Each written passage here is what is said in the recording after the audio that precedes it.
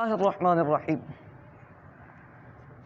غیر منصرف نحو کا مشہور ترین باب، طلبہ کی دلچسپی کا سامان۔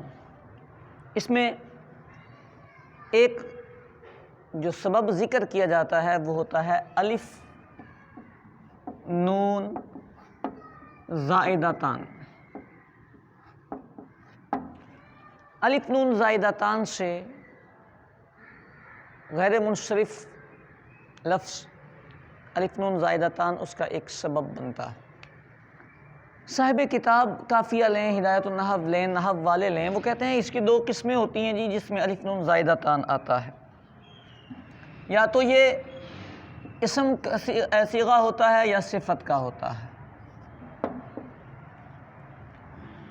ظاہر سی بات ہے اسم صفت کے مقابل ہے تو اس کا مطلب یہ ہے کہ یہ اسم غیر صفت یہاں مراد ہے۔ جب یہ غیر صفت مراد ہے کہتے ہیں یہ دو صورتیں ہوتی ہیں۔ اگر الف نون زائدتان والا لفظ جو ہے وہ اسم ہو تو اس میں شرط یہ ہے کہ علمیت آئے، یعنی الف نون زائدتان پلس علمیت ہوگی تو یہ غیر منصرف ہوگا۔ مثال کے طور پر لفظ ہو عثمان، یہ غیر منصرف ہوگا۔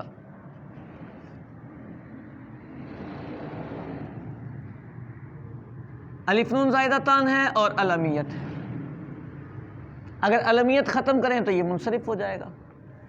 دوسری طرف ہے کہ اسم غیر صفت ہو، صفت کا صیغہ ہو۔ اب جب یہ صفت کا صیغہ ہو تو اس کی شرط علمیت نہیں ہے، اس کی شرط یہ ہے کہ اس کی مؤنث فعلانہ کے وزن پر نہ آئے، یا پھر دوسرے لفظوں میں اس کی شرط یہ ہے کہ فعلا کے وزن پر آئے۔ یہ بات ایک ہی ہے۔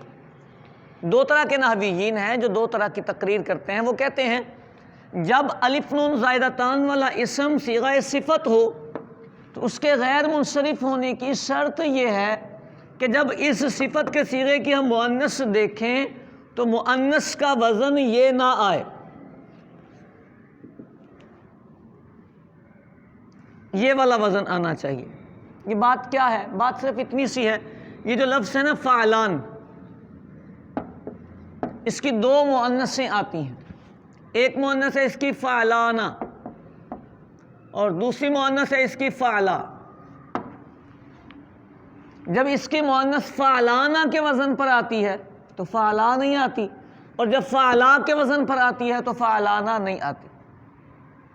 تو بعض نحویین نے بات دونوں نے ایک ہی کرنے کی کوشش کی، لیکن جو الفاظ ذکر کیے اس میں یہ کہا فعلانہ نہیں ہونی چاہیے، ایٹمن فعلا ہونی چاہیے،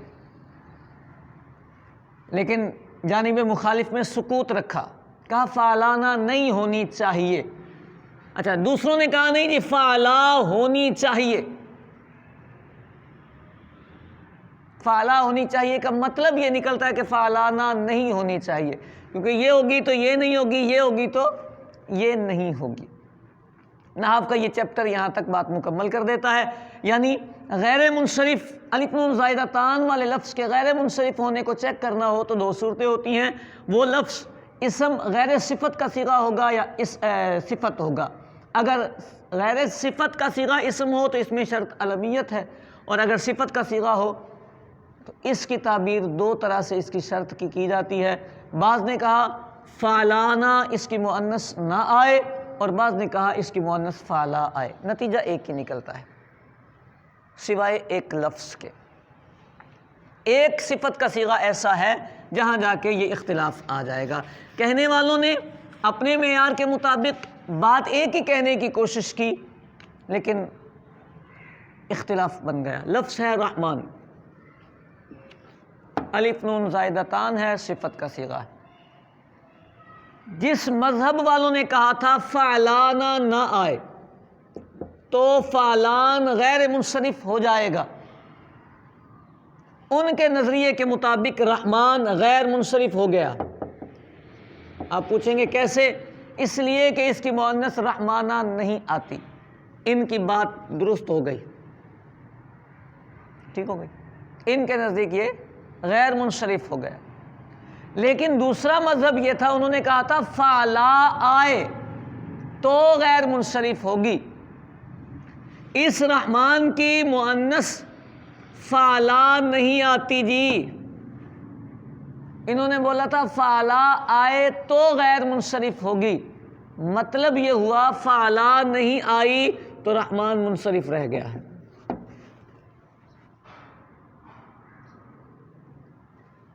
بات ایک ہی کہنے کی کوشش کی تھی، لیکن ایک جزئی الف نون زائدہ تان کی ایسی آئی ہے جس کی مؤنث آتی ہی نہیں، تو جنہوں نے فعلانہ والی قید لگائی کہ فعلانہ نہ ہو، ان کی قید کے مطابق رحمان غیر منصرف ہو گیا، کیونکہ اس کی مؤنث رحمانہ نہیں آتی، ان کی شرط مکمل ہو گئی۔ اور جنہوں نے کہا تھا اس کی مؤنث فعلا آئے، ان کے نزدیک رحمان منصرف ہو گیا۔ بعض طلبہ رحمان میں پریشان رہتے ہیں، یہ آسان سا عنوان ہے،